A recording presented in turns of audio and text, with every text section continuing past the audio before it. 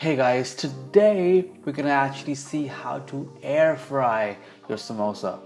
We've already made paneer samosas baked in the oven, potato samosas deep fried, and today's samosa will be a chicken keema mince, which will be air fried to a perfect golden brown crisp. Let's have a look. Also, be sure to check out the link to my merch if you want to support this channel. We're still getting set up at our new place, so pardon the echo, and we'll be back to our normal format videos really soon. So to get started, you want to add your ghee into your pan and just let that melt. Then add in your cumin seeds along with your hing and just let that get nice and aromatic. Then you want to add in your chopped carrots, garlic, ginger, and your onions, and then just let that saute until the vegetables start to become soft. Keep mixing it to ensure it does not get burnt, and then when soft, add in your chicken mince. Want to mix that really well and break down any large chunks of meat. Then start adding in your spices, so your red chili powder, ground coriander, garam masala, turmeric, and then mix that really well. It's going to change the color, it's going to become very aromatic, and keep breaking down any large chunks. And once the chicken is no longer pink, add in your peas and chopped green onions, and then mix that really well. Season it with some salt. You can add in a splash of water if you notice it's a little dry, and then just let that cool down completely in a bowl. You need your stuffing to be cooled down, otherwise the dough will tear. To make the dough, you need some flour, some ajwain or carom seeds, and I'm going to use some ghee in that dough as well. Make sure it's molten ghee, and then kind of crumble and mix the flour and the oil together until you have a texture that looks a bit like this. As you can see here, when I squeeze it tightly between my hands, it forms a dough temporarily, and you really want that greasiness. You want that oil to kind of bind the dough together to really get that beautiful golden brown color all around, and just to get that beautiful flavor, the flakiness, the crispness that we all love about a great samosa. That's the perfect start to making your samosa dough, and then just slowly start adding in some water. You'll notice you don't need much for the amount of flour we are using, and as soon as we have a smooth dough which is not too soft, you are ready with the dough. Just let that rest with a wet paper towel or plastic wrap on top for at least 40 minutes, preferably longer, just to let that dough relax, which is going to make the actual rolling out process and stuffing process much easier. Now the dough has rested, so now let's start actually stuffing our samosas. And this step really is not too much different from what we did for our paneer or our potato or aloo samosas. Be sure to check those videos out down below. So you want to get a large ball of dough and then just flatten that into a thick disc just like this.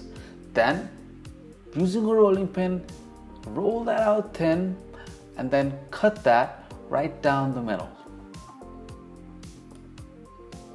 And then apply some water on the straight edge and on the round edges as well.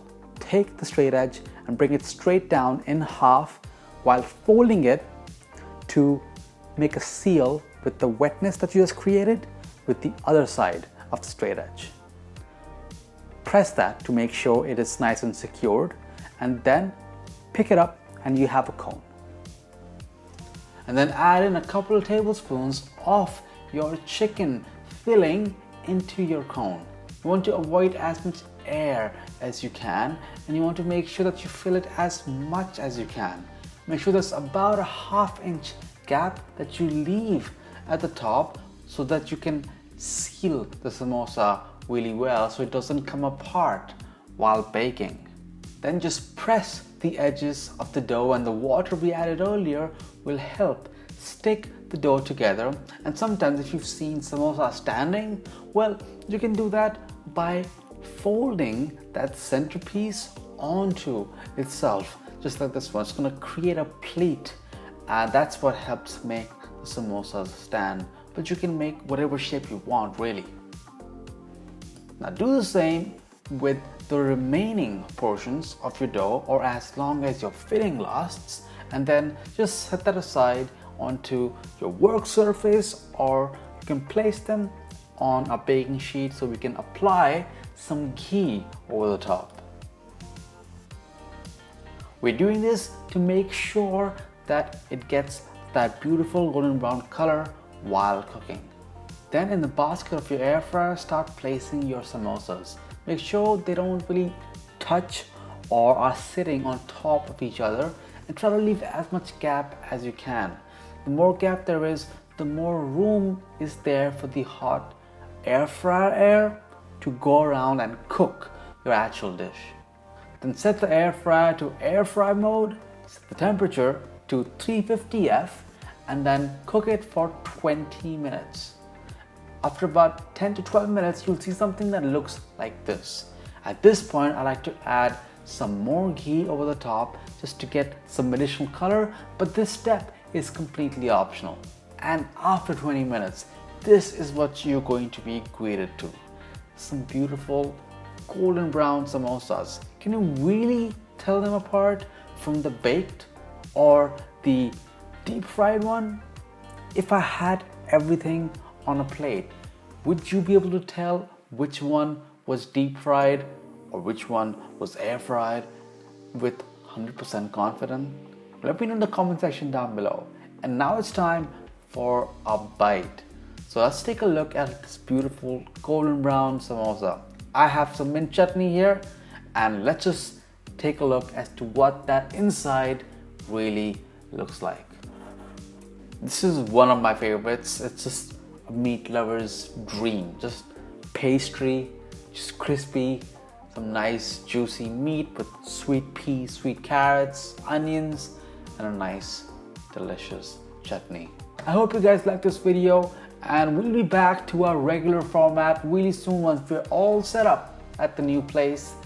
Now you know how to make samosas in the air fryer, deep fryer, or baked. For more videos just like this one, be sure to hit subscribe, hit the bell icon, check out the merch, and I'll see you on the next one. Bye guys.